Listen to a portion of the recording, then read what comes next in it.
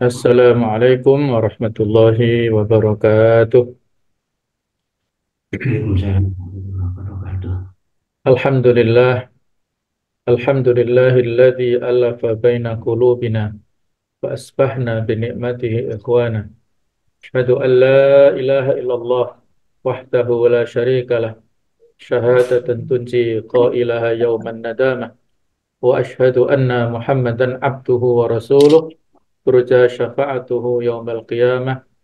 Allahumma salli wa sallim ala sayyidina wa habibina wa maulana Muhammad wa ala alihi wa ashabihi wa ansarihi wa junudihi wa man sara ala nahjihi wa da'bi da'watihi ila yaumil qiyamah. Allahumma la sahla illa ma ja'altahu sahla wa anta tasawwul hasna idza syi'ta sahla. Amma ba'du, para asatidzah rahimakumullah. Alhamdulillah, marilah selalu kita bersyukur kepada Allah Subhanahu wa taala atas limpahan nikmat dan karunia-Nya kepada kita semuanya. Nikmat lahir dan batin, nikmat hidayah, taufik, kemudahan untuk melakukan segala macam kebaikan kepada kita semuanya, juga nikmat secara lahir, kesehatan, kesempatan dan semuanya yang tidak mampu kita hitung satu persatu. Wa in ta'uddu nikmatallahi la tuhsuha.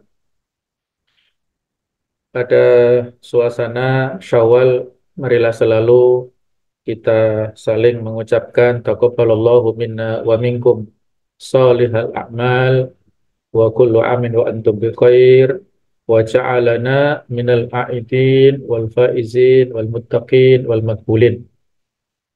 Mudah-mudahan Allah Ta'ala senantiasa menerima amal-amal terbaik kita selama di bulan Ramadan, dan semoga sepanjang tahun, sepanjang waktu kita selalu dalam kebaikan, dan mudah-mudahan kita termasuk di antara golongan yang kembali kepada fitrah, kepada kebaikan, dan juga kita mendapatkan kesuksesan dunia dan akhirat, serta mohon maaf atas segala kesalahan, kekhilafan secara pribadi, keluarga, ataupun yang lain-lainnya ya, dalam hal tingkah laku, perilaku, ataupun tutur kata selama ini. Pada kesempatan ini, mari kita bermuhasabah evaluasi pasca Ramadan, al-muhasabah ba'da Ramadan. Para sahabat dulu, mereka setelah Ramadan selalu berdoa supaya amal-amal ibadah mereka diterima di bulan Ramadan. Selama 6 bulan mereka terus berdoa, dan selama 6 bulan sebelum Ramadan mereka juga selalu berdoa semoga dipertemukan kembali dengan bulan Ramadan. Jadi sepanjang tahun spiritnya adalah spirit Ramadan. Maka kita pun juga semestinya seperti itu. Nah, 12 bulan ya, di tahun Hijriah, mari kita jadikan Ramadan sebagai spirit perjuangan dan semangat di hari-hari kita. Ibnul Qayyim Al-Jauziyah pernah menyampaikan bahwasanya ada dua jenis muhasabah. Yang pertama adalah al-muhasabah qabla al-amal, yaitu mengevaluasi, mempertimbangkan sebelum beramal. Sebelum kita melakukan aktivitas apapun, hendaknya kita mempertimbangkan. Ada fikul muwazanah. Kita pertimbangkan di sana baik dan buruk amal yang kita lakukan. Kalau baik, maka mari kita teruskan. Jadi kita teruskan, jadi kita lakukan. Apabila buruk, maka kita tinggalkan. Nah, jadi itulah yang menjadi implementasi daripada ketakwaan, ya. Ada kehati-hatian di sana. Yang kedua adalah al-muhasabatu ba'dal amal. Kita bermuhasabah setelah beramal. Di mana pada poin ini paling tidak ada 3 hal yang perlu untuk kita jadikan sebagai evaluasi. Yang pertama tentang hak Allah yang mungkin belum terpenuhi sepenuhnya. Kalau kaitannya dengan ibadah mahdhah, maka bisa jadi syarat diterimanya amal ibadah itu belum terpenuhi, mungkin keikhlasannya kurang, ataupun mungkin tidak sesuai dengan sunnah, maka mari kita evaluasi bersama. Kalau kaitannya dengan ibadah yang ghairu mahdhah, maka bisa jadi kita belum mengikhlaskan niat dalam amal-amal tersebut dan juga masih kaitannya ya ada orientasi-orientasi yang mungkin belum murni sepenuhnya dengan orientasi ibadah kita, maka mari kita evaluasi bersama. Yang kedua adalah perlu juga kita pertimbangkan apabila amal yang sudah kita lakukan itu ditinggalkan lebih baik untuk waktu yang akan datang. Artinya tidak kita ulangi lagi apabila amal itu berupa amal yang buruk. Kita sesali dan tidak kita ulangi lagi. Dan yang ketiga adalah kaitannya dengan perkara mubah yang menjadi kebiasaan. Apakah hal itu untuk tujuan akhirat ataukah untuk tujuan dunia?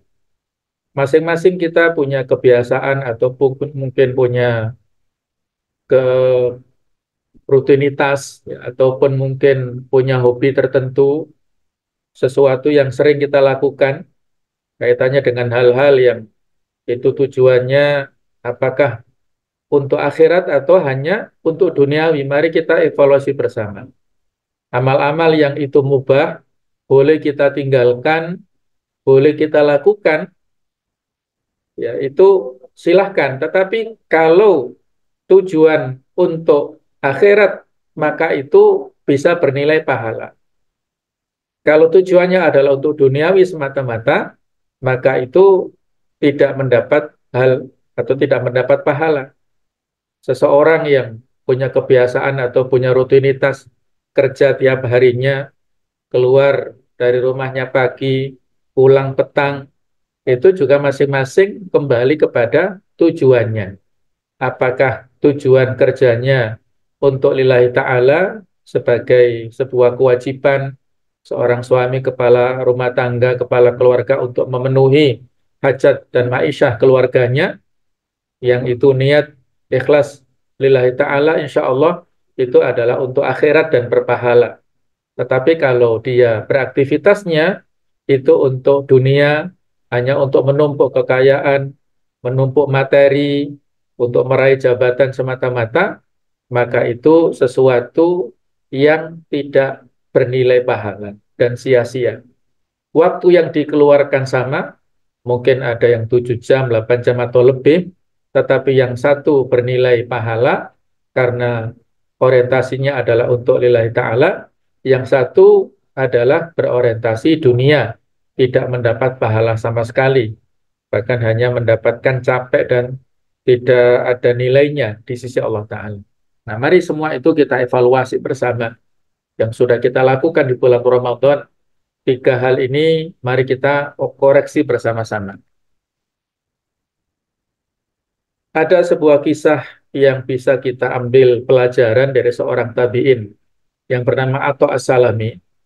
Beliau ini seorang alim di antara ulama tabi'in saat itu, memiliki profesi sebagai tukang tenun, merangkai benang-benang menjadi sebuah kain. Satu saat beliau mengkhususkan waktunya, keahliannya selama 6 bulan, mempersiapkan dengan baik, dengan teliti. Nah, setelah kain ini jadi, dibawalah ke pasar untuk dijual ke seorang pedagang atau pembeli kain. Nah, dikasihkanlah ini kain yang sudah saya tenun selama 6 bulan. Mudah-mudahan bisa terbeli dengan harga yang bagus. Maka diteliti dari ujung ke ujung oleh pedagang ini. Nah, ternyata kain ini ada cacatnya sehingga tidak bisa dibeli dengan harga yang baik. Maka saat itu Atha As-Salami menangis. Nah, maka temannya ini, pedagang ini, ya agak empati lah gitu ya. Dan kasihan, ada apa ya Atha, kalau Anda mau nggak apa-apa, nanti saya naikkan harganya begini begitu ya. Kata Atha, saya menangis bukan karena soal kain ini, tapi saya evaluasi ya. Saya analogkan apa yang saya lakukan ini dengan ibadah-ibadah saya selama ini. Saya sudah merasa amal ibadah yang sudah saya lakukan selama ini betul-betul maksimal, tetapi nanti pada saat diteliti oleh Allah Ta'ala di Yaumul Hisab, boleh jadi tertolak amal-amal saya ini. Seperti yang ada di kain ini, ada cacatnya sehingga tertolak. Maka saat inilah saya menangis sebagai muhasabah atas yang saya lakukan selama ini. Nah, inilah seorang alim ya yang beliau mengambil ibrah dari perjalanan hidupnya, dari fenomena yang beliau hadapi, maka kita pun juga harus merasa begitu ya, tidak merasa aman-aman saja. Yang kalau kita lihat evaluasi dari amal-amal kita tentang puasa ya, apakah puasa dan sholat kita sudah diterima atau belum yang sudah kita lakukan di bulan Ramadan. Para ulama salaf lebih mendahulukan diterimanya amalan daripada amal itu sendiri. Sebagaimana Aisyah radhiyallahu anha itu pernah bertanya kepada Rasulullah SAW tentang maksud ayat 60 di surat Al-Mu'minun. Walladzina yu'tuna ma ataw wa qulubuhum wajilatun annahum ila rabbihim raji'un. Dan orang-orang yang melakukan kebaikan yang telah mereka kerjakan dengan hati penuh rasa takut karena mereka tahu bahwa sesungguhnya mereka akan kembali kepada Tuhannya. Apakah ayat ini ditujukan kepada orang-orang munafik ya Rasulullah? Ternyata jawabannya tidak.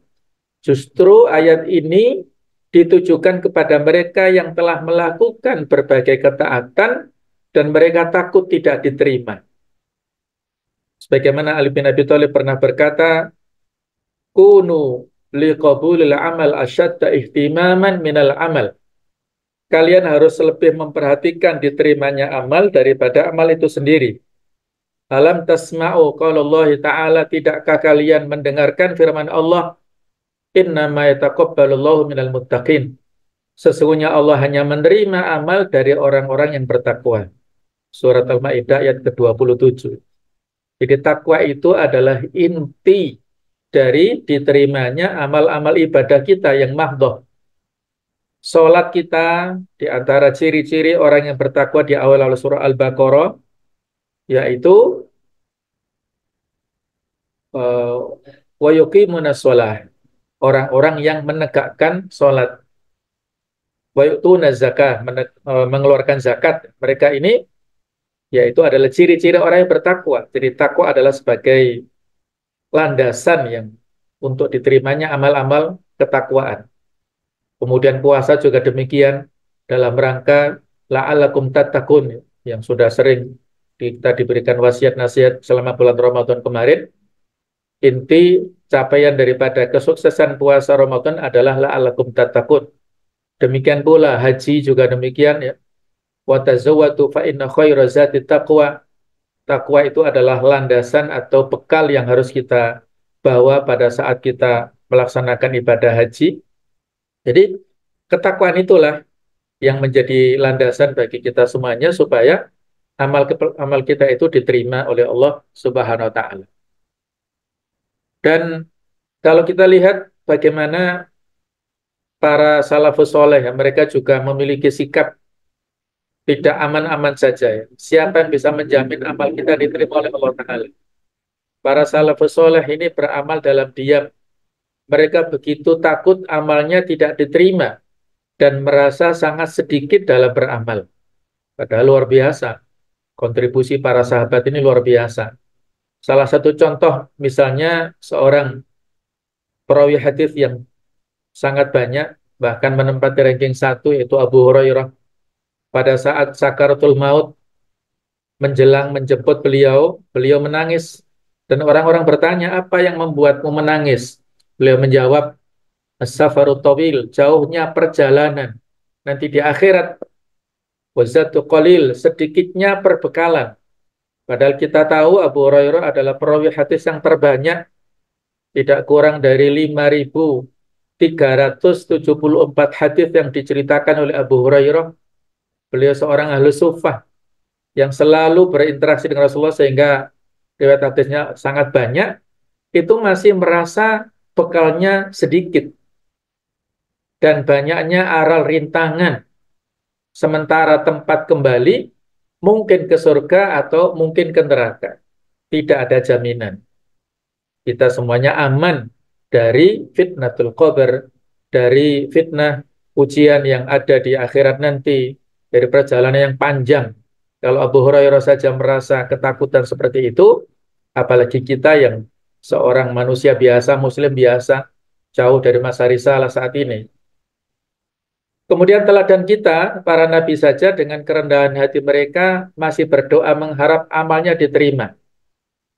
Contoh di antara sekian banyak ayat, Nabiullah Ibrahim alaihissalam bersama putranya Ismail setelah meninggikan pondasi Ka'bah, wa id yarfa Ibrahimul qawaida wa id yarfa Ibrahimul qawaida minal baiti wa Ismail, Rabbana taqabbal minna innaka antas samiul alim. Dan ingatlah ketika Ibrahim meninggikan pondasi Baitullah bersama Ismail seraya berdoa, ya Tuhan kami, terimalah amal dari kami.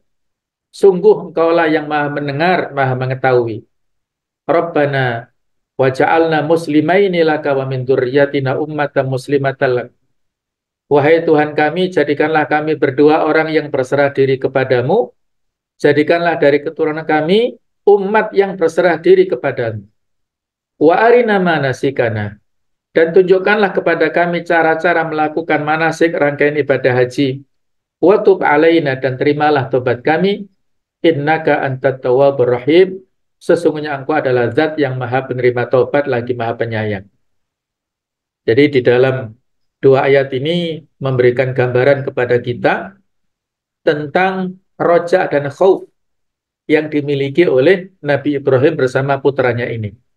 Rojaknya terungkap dari akhir ayat pertama ini, Rabbana taqabbal minna innaka antas samiul alim, dan khaufnya tergambar dari ayat kedua ini, wa tub alaina innaka antat tawwabur rahim. Jadi dua hal inilah yang menjadi usulul ibadah, pondasi daripada ibadah-ibadah mahdoh yang kita lakukan, antara harapan dan kecemasan, antara optimisme dan pesimisme, antara roja dan khauf, itu harus kita jadikan landasan dalam setiap ibadah. Sehingga kenapa di akhir sholat selesai kita salam, kanan kiri maka langsung kita beristighfar, astagfirullah, astagfirullah, astagfirullah, itu dalam rangka untuk ini. Sebagai implementasi dari watub alaina, terimalah tobat kami. Barangkali di dalam sholat kita tidak khusyuk, kurang konsentrasi, kurang sempurna dalam syarat rukunnya, maka kita beristighfar. Nah, itulah yang menjadi etika daripada apa yang kita lakukan selesai melakukan amal-amal ibadah, yang terutama ibadah mahdoh. Maka mada istafatna min Ramadan, apa yang bisa kita ambil pelajaran dari Ramadan? Di sana banyak nilai yang perlu untuk kita pertahankan. Di antaranya ada nilai-nilai ketakwaan yang menjadi nilai utama di dalam Ramadan ini, yang memiliki dua sisi, dua implementasi, yaitu imtithalul awamir wajtinabun nawahi, melaksanakan segala perintah Allah dan menjauhi segala larangannya. Ini harus menjadi roh dalam setiap amal-amal aktivitas kita di pasca Ramadan ini. Ada nilai kesabaran, baik itu as-sabru alal mahdur, kesabaran dalam menjauhi segala hal-hal yang terlarang, atau as-sabru alal ma'mur, kesabaran dalam melakukan hal-hal yang diperintahkan Allah Ta'ala berupa amal-amal ketaatan, ataupun as-sabru alal musibah, kesabaran dalam menghadapi segala macam musibah, segala hal yang membuat kita berat, itu perlu kesabaran, ya. Yang itu sudah dilatih di bulan Ramadan kemarin. Kemudian rasa syukur, walitukmalul iddadah walitukabbirullaha ala ma hadakum wa la'allakum tashkurun. Rasa syukur yang Allah berikan kepada kita atas segala macam kemudahan untuk melakukan rangkaian ibadah di bulan Ramadan. La in syakartum la azidannakum. Apabila la in syakartum ala nikmati, kalau kalian syukur atas nikmatku, la azidannakum ala ta'ati, aku akan tambahkan ketaatan kalian padaku. Kemudian jihad dan mujahadah. Ramadan syahrul jihad, Ramadan syahrul mujahadah. Nilai-nilai perjuangan dan optimalisasi itu juga harus kita pertahankan di bulan-bulan setelah Ramadan. Kemudian Ramadan syahrul rahmah, bulan kasih sayang, bulan untuk menebar empati dan simpati, berbagi kepada sesama. Di sana ada bentuknya dalam bentuk sedekah, dalam bentuk berbagi rizki, menyebarkan zakat, kemudian infak dan lain-lain, itu adalah bentuk kasih sayang kita kepada sesama. Dan juga maghfirah, ampunan, yang mudah-mudahan kita dapatkan di bulan Ramadan kemarin dengan doa-doa kita pada 10 hari yang terakhir dan juga setiap malamnya. Allahumma innaka afuwun tuhibbul afwa fa'fu anni. Nah, itu adalah bentuk permohonan kita untuk mendapatkan maaf dan maghfirah dari Allah Ta'ala. Kemudian juga itqum minan nar, yang itu ada janji dari Allah Ta'ala, inna lillahi utaqa minan nar. Allah memiliki orang-orang yang dibebaskan dari api neraka. Wadzalika fi kulli lailatin, dan itu ada pada setiap malam, terutama di ujung-ujung malam. Itu ada orang-orang yang dibebaskan dari api neraka. Ini di antara sekian banyak pelajaran yang bisa kita ambil di bulan Ramadan yang harus kita pertahankan di pasca Ramadan ini. Nah, kemudian yang perlu untuk kita evaluasi, ada nasihat di dalam surah An-Nahl ayat 92, wala takunu kallati naqadat ghuslaha min ba'di quwwatin ankatha. Dan janganlah kamu seperti seorang perempuan yang menguraikan benangnya yang sudah dipintal dengan kuat menjadi cerai-berai kembali. Tattakhiduna aymanakum dakhalan bainakum an takuna ummatun ya arba min ummah. Innama yablukumullahu bih walau bayyinanna lakum yaumal qiyamati ma kuntum fi takhtalifun. Kamu menjadikan sumpah perjanjianmu sebagai alat penipu di antaramu disebabkan adanya satu golongan yang lebih banyak jumlahnya dari golongan yang lain. Allah hanya menguji kamu dengan hal itu, dan pasti pada hari kiamat akan dijelaskannya kepadamu apa yang dahulu kamu perselisihkan itu. Kita fokuskan di awal ayat ini. Jadi ayat ini berkaitan dengan apa yang terjadi saat itu. Ada seorang perempuan dari Mekah yang kurang akalnya, yang bernama Sa'idah al-Asadiyah. Jadi kebiasaannya mengumpulkan benang-benang, rambut-rambut, terus diurai atau ditata sampai menjadi yang rapi. Setelah rapi terus dicerai-beraikan kembali.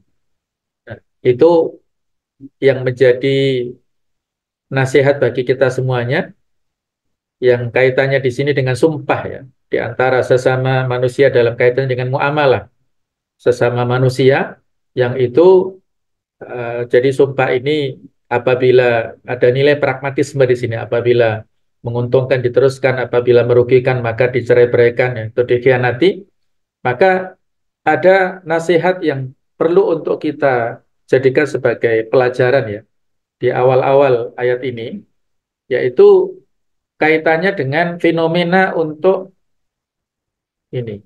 Jangan sampai kita kembali kepada kemaksiatan dan kefasikan serta meninggalkan ketaatan. Sudah semangatnya kita di bulan Ramadan dengan amal-amal ketaatan, ternyata kita pada Ramadan kembali kepada kefasikan.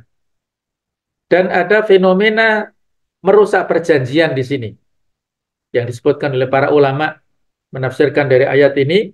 Di antaranya adalah dalam bentuk menyia-nyiakan sholat berjamaah. Alhamdulillah di Ramadan kemarin Allah Ta'ala memudahkan kita untuk sholat berjamaah, terutama pada malam-malam hari, ada sholat maghrib berjamaah, dan terutama isya dan subuh. Maka saat pasca Ramadan ini sangat disayangkan apabila sebagian di antara umat Islam ini sudah tidak semangat lagi dalam melaksanakan sholat berjamaahnya. Yang kedua, sibuk dengan dunia yang tidak ada manfaatnya. Kalau sibuk yang ada manfaatnya untuk kepentingan akhirat tadi, baik-baik saja. Tetapi kalau sibuk ngurus dunia yang tidak bermanfaat, murni ya, tujuannya untuk dunia, ini eman-eman. Kemudian ketika berlomba-lomba dalam hal yang sia-sia, yang juga tidak ada manfaatnya, waktunya habis untuk melakukan hal yang tidak bermanfaat, yang sia-sia. Padahal Nabi telah mengajarkan min husni islamil mar'i tarkuhumala, yakni di antara kebaikan Islam seseorang adalah meninggalkan yang sia-sia. Maka mari kita evaluasi bersama. Jangan sampai ada fenomena kita terjebak di poin-poin ini. Para ulama mengatakan, inna min alamati qabilil hasana al-hasana ba'daha. Sesungguhnya di antara tanda diterimanya kebaikan adalah kebaikan yang selanjutnya. Ibnu Rajab Al-Hambali juga mengatakan, apabila seorang melakukan kebaikan, kemudian dia mengikuti kebaikan yang sesudahnya, maka itu adalah tanda diterimanya amal itu. Tetapi kebalikannya, apabila seorang melakukan kebaikan dan diikuti dengan amal keburukan, berarti itu sebagai tanda ditolaknya amal itu. Dikabulkan dan ditolaknya amal itu sesuatu yang majhul, yang kita tidak bisa ketahui. Tetapi para ulama memberikan tanda-tanda seperti ini, maka mari evaluasi bersama. Ketika kita sudah biasa melakukan amal-amal kebaikan di Ramadan kemarin, apakah ada puasa di sana, ataukah ada qiyamul Ramadan, salat tarawih, ada tilawatul Quran, ada sodako dan lain-lain, maka marilah pasca Ramadan ini kita lanjutkan dengan puasa sunnah, dengan sholat qiyamul lail, dengan tilawatul Quran, dengan sodako, dan lain-lain yang itu menjadi tanda bukti bahwasanya amal-amal kebaikan di Ramadan kemarin itu diterima oleh Allah Subhanahu wa taala. Jadi intinya adalah ada konsistensi atau istiqomah pasca Ramadan. Sebagaimana ada pesan-pesan yang disampaikan oleh para ulama, di antaranya Yusuf Qaradawi menyampaikan pesan-pesan kepada kita, ada 8 poin. As-saumu lan yantahi. Puasa tidak akan pernah berakhir. Yang wajib Ramadan memang berakhir, tetapi ada puasa wajib, yang lainnya ada puasa nazar, ada puasa kafarat, ada puasa sunnah, 6 hari itu bulan Syawal bagi yang belum tuntas atau belum lunas, silahkan masih ada waktu. Kemudian kita lanjutkan dengan puasa-puasa sunnah yang lain. Wal Quran lan yarhal. Al-Quran tidak pergi kemana-mana. Kalau Ramadan kemarin, Alhamdulillah, kita bisa khatam tilawah 30 juz, mungkin ada sekali, 2 kali, 3 kali atau lebih. Alhamdulillah, mari kita lanjutkan pasca Ramadan. Wal masajidu lan tughlaq. Masjid-masjid tidak akan tertutup. Iktikaf kapan dimanapun terbuka. Pada saat kita safar, mampir ke masjid dimanapun berada, terbuka. Maka mari kita manfaatkan pasca Ramadan. Wal istijabatu lan tatawaqqaf. Istijabahnya doa tidak pernah berhenti, bukan hanya ada pada Lailatul Qadar, tetapi setiap malam di sepertiga malam terakhir ada istijabatul doa. Setiap waktu-waktu mustajab ada setiap harinya, apakah pada saat adzan iqamat, pada saat hari Jumat, pada saat ada hujan dan lain-lain, semua terbuka lebar istijabatul doa. Wal ajrul lan yanqati, pahala juga tidak pernah terputus, bukan hanya di Ramadan, tetapi pasca Ramadan kita sholat jamaah subuh, dilanjutkan dengan zikir, dengan iktikaf, dengan tilawah di masjid, sampai dengan syuruk, terus kita lanjutkan sholat 2 rakaat, itu juga masih ada peluang pahala haji dan umroh secara sempurna. Bukan hanya di Ramadan, tapi pasca Ramadan juga ada. Kita sholat sunnah rawatib 12 rakaat setiap harinya, ada peluang untuk dibangunkan istana di surga. Kalau kemarin kita Alhamdulillah diberikan kemudahan di Ramadan, mungkin 29 kali kita, atau mungkin 30 hari di bulan Ramadan, berarti ada investasi 30 bangunan istana di surga. Kalau kita rutin ya sholat-sholat sunatib rawatib di Ramadan, setelah Ramadan bisa terus-menerus kita lakukan. Bahkan mungkin sepanjang tahun kita dapat investasi 360 istana di surga nanti. Kemudian, "U'bud rabbaka hatta ya'tiyakal yakin." Beribadalah pada Allah sampai datangnya kematian. Sepanjang usia kita masih sehat, masih bisa menggerakkan tubuh kita, tidak ada alasan untuk tidak beribadah. Kun abdan robbaniyan. Jadilah hamba Allah yang robbani, yang mustaqim, yang lurus, yang tercelup tersibuk dengan nilai-nilai rububi, nilai-nilai robbaniyah. nilai-nilai uluhiyah, nilai-nilai ketuhanan yang lurus, yang istiqomah. Wala takun abdan ramadhaniyan. Jangan jadi hamba Allah yang ramadhani, yang musiman, yang hanya semangat ibadahnya di bulan Ramadan, pasca Ramadan menjadi futur ataupun malas. Nah, itulah yang menjadi peringatan di sini ya. Ketika para sahabat dulu atau para salafus soleh ya, diceritakan tentang seorang yang hanya beribadah di bulan Ramadan, tetapi selesai berlalu Ramadan, dia meninggalkan amal-amal yang wajib. Maka Syekh bin Baz menjawab tentang masalah ini dengan mengatakan, menyitir perkataan para salafus saleh kita dulu, ada kaum yang bersungguh-sungguh di bulan Ramadan, faida kharaja Ramadan taraku. Ketika selesai Ramadan mereka tinggalkan. Faqala, maka salafus saleh ini menjawab, bi'sal qaum, itu adalah seburuk-buruk kaum. La ya'rifunallah illa fi Ramadan. Mereka tidak mengenal Allah kecuali di bulan Ramadan. Dan kata beliau, hadza sahih, ini benar. Idza kanu yudayyi'unal faraid. Kalau mereka ini melalaikan hal-hal yang sifatnya itu wajib. Jadi yang wajib-wajib ditinggalkan. Itulah maka mereka ini disebut bi'sal qaum, dan itu adalah orang-orang yang celaka. Na'udzubillah min dzalik. Kemudian kita juga dianjurkan untuk memperbanyak istighfar dan syukur.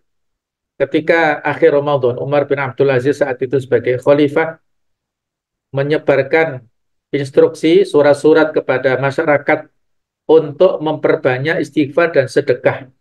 Terutama di sini adalah kaitannya dengan zakatul fitr. Maka kita juga demikian, pasca Ramadan sampai sekarang kita memperbanyak istighfar, dan yang lebih utama adalah kita memperbanyak doa-doa dari para nabi yang menunjukkan kalimat-kalimat istighfar. Di antaranya Nabi Adam menyampaikan doa di surat Al-A'raf ayat 23, Rabbana dhalamna anfusana wa illam taghfir lana wa tarhamna lanakunanna minal khasirin. Kemudian doanya Nabi Nuh di surat Hud 47, wa illa taghfirli wa tarhamni aku minal khasirin. Doa Nabi Yunus Al-Anbiya 87 yang sangat terkenal pada saat beliau terkurung di perut ikan paus selama 40 hari 40 malam, tidak ada makan minum, dalam kondisi gelap gulita. Allah berikan kekuatan, ilham kepada Nabi Yunus untuk bertasbih, yang dengan tasbih itulah menjadi suara yang sampai terdengar ke langit ya, sampai para malaikat penasaran dengan tasbihnya Nabi Yunus ini. La ilaha illa anta subhanaka inni kuntu minadh dhalimin. Sehingga dimuntahkan oleh ikan paus. Nah, itulah merupakan contoh-contoh istighfar dan pertaubatan dari para nabi dan rasul. Ada asar yang mengatakan, iblis berkata, aku menghancurkan manusia dengan maksiat, dan mereka menghancurkanku dengan tahlil dan istighfar. Kalimat la ilaha illallah dan kalimat astagfirullah itulah yang bisa melemahkan bahkan menghancurkan iblis dan tidak mampu lagi menggoda manusia. Abu Hurairah pernah mengatakan kalau hibah itu bisa meropek puasa, maka istighfar adalah penambalnya. Kita diingatkan kemarin di bulan Ramadan tidak boleh berghibah. Man lam yataqawla zur wa amila bihi falaysa lillahi haja fi an yata'ama wa syarabahu. Itu adalah merupakan afat tulisan, godaan-godaan lisan kita apabila tidak terjaga dari penyakit riba ini, maka bisa menjadikan puasa kita sia-sia seperti terobek itu. Maka istighfar inilah yang bisa menambalnya.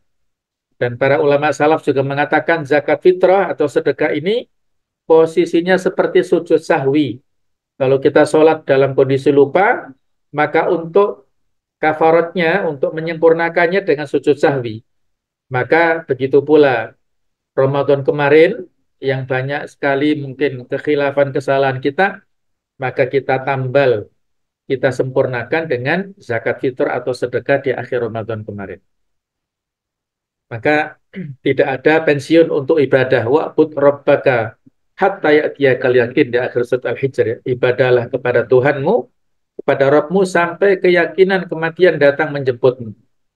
Tidak ada alasan untuk berhenti dalam beribadah, terutama ibadah-ibadah mahdhah tadi ya. Kemudian di akhir ini ada peringatan Allah Ta'ala, perintah Allah kepada Rasulnya, surat Hud ayat 12, 112 ini ya. Fastaqim kama umirta wa man taba ma'aka wa la tadghaw innahu bima ta'maluna basir, maka tetaplah di jalan yang benar, istiqomah sebagaimana engkau Nabi Muhammad telah diperintahkan, begitu pula orang yang bertobat bersamamu, janganlah kamu melampaui batas, sesungguhnya dia maha melihat apa yang kamu kerjakan. Ayat inilah yang menjadikan Rasul kita rambutnya beruban ya, betapa berat perintah yang ada di dalam ayat ini. Istiqomah, itulah yang harus kita pertahankan. Sebagaimana seorang sahabat ketika bertanya, apa yang harus saya lakukan? Kulli fil Islam la as'alu an khairoka. Rasulullah, berikanlah resep kepadaku tentang Islam ini yang aku nggak akan bertanya kepada yang lain.